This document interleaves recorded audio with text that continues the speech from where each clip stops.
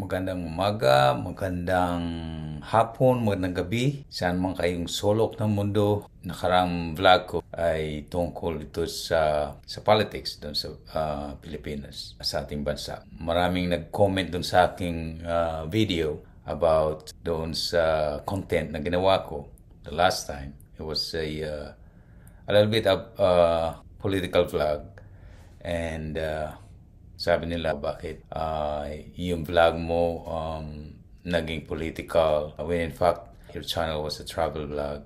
And I explained myself na before, during 2022, before the elections, ay nagpa-vlog ako ng political sometimes. Kasi I just want to let everybody know that kung sino yung susuportahan namin, kung sino yung sinusuportahan kong kandidato, and kung sino yung sinuportahan ko before.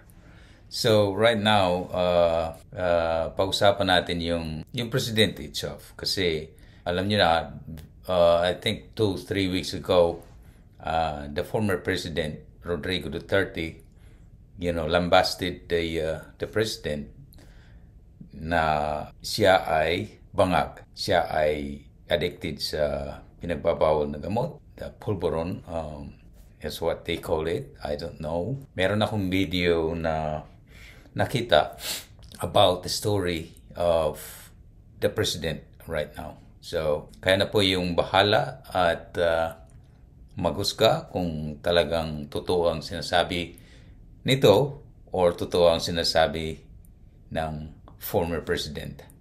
Itong gumawa ng story ng video na ito ay apparently ito ay isang journalist before when during the Marcos administration. So the senior Marcos, the father of the president right now. Siya ay si Rita Gadi na mismong taga Mindanao, and she is the daughter of the former mayor and governor of Kidapawan in Cotabato City in Mindanao.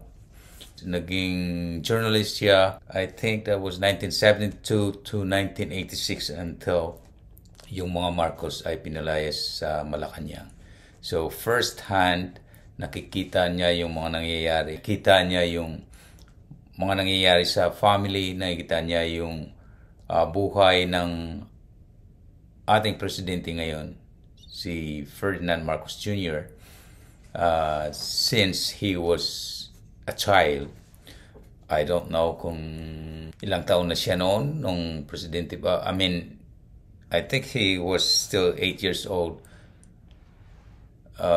nung nandoon si Rita Gadi nag-coverage doon sa Malacanang. So, I'll leave it up to her. You'll be the judge kung ano yung personality niya, kung totoo talaga yung sinasabi ni Rita Gadi. And then, I just share ko lang sa inyo yung information coming from here itself. So here you go, guys. A very good morning, good afternoon, and good evening to reach you with this greeting wherever you're located and whatever your time zone is. This is Rita Gadi, and welcome to our Chronicles. I will tell you several stories. The title of our program, Ferdinand Romualdez Marcos Jr. You all know him as BBM, Bongbong, or whatever else he is more popularly known, because the young Ferdinand Romualdez Marcos Jr., or the Bongbong at the time, was still the young boy. You would see his picture and the visuals of the inauguration, the proclamation, and oath taking of his father at the Luneta. He was about 8 years old at the time. So wala pa akong talagang contact sa kanya, except that I would see him in San Juan, which is the family home of the Marcoses, and they had this balcony where Marcos would address the people in the gardens, and that balcony is still there. So that was where I would see the young Bongbong Marcos running around. Pero hindi sila parating kasi ang daming tao. And how did I get into the Marcos coverage of Malacanang and the First Lady? I was told that I would be covering the IMF and then also to be assigned in Malacanang to take the place of Vera Perfecto. So to make it short, dyan ako na kapasok ng Malacanang, nakita yung first family, nakita si Bongbong Marcos, lumalaki na, nag-aaral sa Lasal, etc. Still, we did not have any personal contact at the time. He was part of the first family. Be that as it may, mabilis na panahon ang nangyari, yung mga bata after their studies in Lasal and the girls in Assumption, etc., pinadala na abroad because martial law was going to be declared and there could be some risks involved kung sakaling magkaroon ng gulo, etc.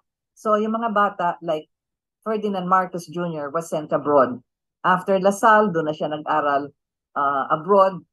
I had no contact with them while they were studying. Miss Aini was also sent abroad hanggang sa nakatapos sila ng tertiary, secondary studies hanggang nag-college, etc. and all. So kung ano man ang pinag-aralan ni Ferdinand Romualdez Marcos Jr. ay may record naman yan. We know the several disciplines that he enrolled in. Ang dami-daming pintas na kasi hindi nakatapos, but he had certificates for all the disciplines that he entered into. You must remember that it is not easy to get into this Ivy League colleges and universities. So there has to be some degree of excellence and some degree of knowledge and intelligence for him to qualify and for him to finish at least those subjects and receive a certificate for them. His first entrance into politics was vice governor dun sa probinsya ng kanyang ama. So nag-vice governor siya. But this is where I think you and I must be able to recognize this particular image when he was already vice governor, when all these things that were happening at the EDSA was occurring, and the visual that we saw at the balcony of Malacanang was Ferdinand Marcos Jr. naka-uniforme ng sundalo, nakatayo, seryoso ang kanyang tingin, nakaharap sa kanyang ama, minsan-minsan tumitingin sa mga tao sa ibaba, ngunit makikita nyo, he was naka-profile in a way, nakaharap sa kanyang ama. I think you must look at that figure of Bongbong Marcos in that balcony. He could have easily worn Barong Tagalog like his father. Naka-Filipiniana sila. His sisters were wearing Filipina dress. Hindi. Nakasuot siya ng sundalo. On his own, doon merong statement yan. Defense of the palace and defense of my father. Nakatayo siya doon, nakatingin sa kanyang ama, habang kumanta yung kanyang ina at si President Marcos ay nagdiskurso. I look at that image and that is something that really etched in my a great significance in my mind. Sapagkat ang tingin ko sa kanya, here is this young boy, this young man. Pero tumayo doon to defend the office of the president himself, Malacanang, and directly to the country which was at the time precariously on edge with what was happening at EDSA. Now, this is another story. So, andun ako, nakita ko siya, andun sa balkonahe. One incident, nung nasa loob na ang first family, at si President Marcos andun sa study room, there was an incident there na may nangyari. Nung bumagsak yung unang bomba sa Malacanang, takbuhan lahat ng mga security, pumasok sa study room. Gumalaw yung mga chandeliers, gumalaw, nagyanig sa sahig. So sabi ng security, ma'am, takbo na sa loob. So I ran together with them inside the study room. We were huddled there. Hindi ko na alam kung nasaan yung si Mrs. Marcos at siguro nasa ibang kwarto doon. Ngunit andun si President Edralin Marcos seated sa kanyang desk. Bongbong Marcos, together with some members of the Presidential Security Command, went to look for the where the bombs fell. So siya ang nagsabi sa kanyang ama, yon nadinig ko at nakita ko. Sabi niya, let me look, let me see if we can find the shrapnel and kung saan bumagsak. So it took a while until he came back. Hawak niya at hawak ng mga ibang kasamahan niya na sa Presidential Security Command yung shrapnels. And then he said, Dad, these are not issued by our army. And then he read, made by the United States of America. Marami siguro hindi nakaalam.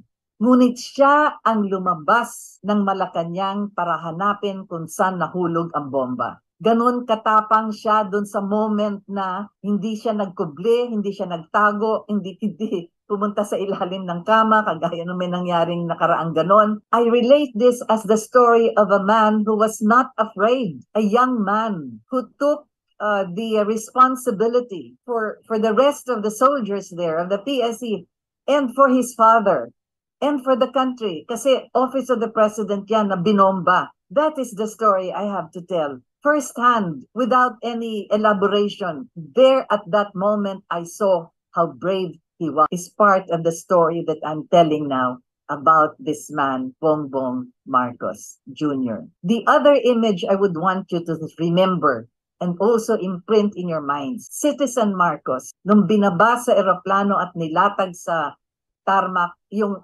44 slain soldiers, Special Action Forces. Hindi siya nakabarong, hindi siya nakasuot sundalo, ordinaryong suot na inikot niya. He gave honor to the 44 soldiers na nasawi dun sa Maguindanao. And this was during, the administration of those who hated them so much. Shortcut ko yung dalawa para lang mapakita yung talagang nag-imprint sa akin. So yun ang ibig kong sabihin na mahalagang tingnan natin itong si Ferdinand Marcos Jr. So he went through all of that. For whatever that may be worth, napakasama ng treatment na ginawa sa kanila pag landing nila doon. And here was this young man, Marcos Jr., watching it all in silence. May nadinig ba kayong nagbitiw siya ng salita? May mga periodista, may mga media, hindi siya nagsalita. He kept this all to himself. Watch his father, watch his mother, watch his sisters. Diyan sila na exile sa Oahu, yun ang island na yon, yung city na yon sa Honolulu. Ang daming dumalaw, mga Ilocano, tuwing linggo, nagdadala ng pagkain, lahat na yan. At si Junior, andun din, paikot-ikot din, nakikipagsama sa mga bumibisita. Meron siya mga interview, mapapanood niyo yan. In-interview siya kasama ng kanyang ina, and listen to what he said. My goodness, even at that time, you will be proud of him. Sa bigat ng kanilang dinalang paghihirap na pag-alis sa palasyo, sa treatment na binigay sa kanilang kabastusan, kung sasabihin kung talagang ng Amerikano. Kaya nga nung in-interview ko si President Marcos sa Honolulu, anong tinanong ko siya? So, would there have been any regrets? Alam mong sinagot niya, the betrayal of a friend. Yan, kaibigan niya ang Amerikano. Iko-connect ko na rin yan sa mga tumakwil sa kanya, kaya nga nagkaroon niyang EDSA na yan, Secretary of Defense, si Enrile. And who now sits in Malacanang together with his junior, Juan Ponce Enrile, na siyang unang-unang nagsalita sa radyo na tinatanggal niya ang suporta kay Ferdinand Edralin Marcos, si Junior, in spite of all of that, and the difficulties, and the hardships, and the pain, and the sufferance that he went through, kinuha rin niya si Juan Ponce Enrile at dyan niluklok sa Malacanang bilang presidential advisor niya. That is the character of Bongbong Marcos. May nagsabi ba kay Junior na ilagay mo dyan si Enrile? He suffered everything in silence. And in spite of that sufferance that he carried all those years, 37 years, hindi yan biro. Yung taong nagtaksil sa kanila, yan ang kanya ngayon, presidential advisor. So what is it that we are talking about? Story lang ito eh. Story where I know and I have seen and I have heard. The mightiest sword of justice, my goodness, accusing them of having stolen money from the people to buy buildings and all of this, to have deposits in Swiss banks at lahat. Ano nangyari? 395 documents, 95 witnesses, sa araw-araw na diniding, that you hear, you have the sessions in court. Every time Marcos Jr. would be there, hindi ba masakit pakinggan?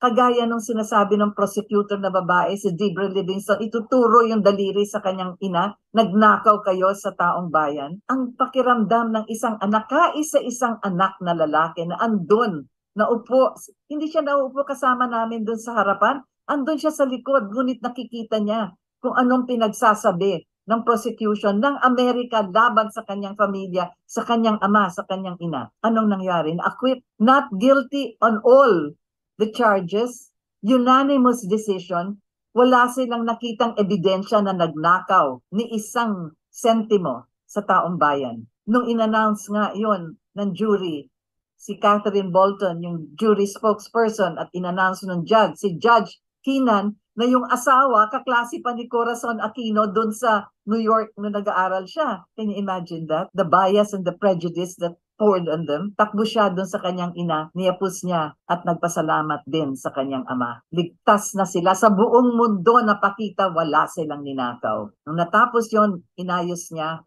ang kanyang pag-uwi. He came home during the administration of Corazon Aquino. How did Marcos Jr. suffer through all this?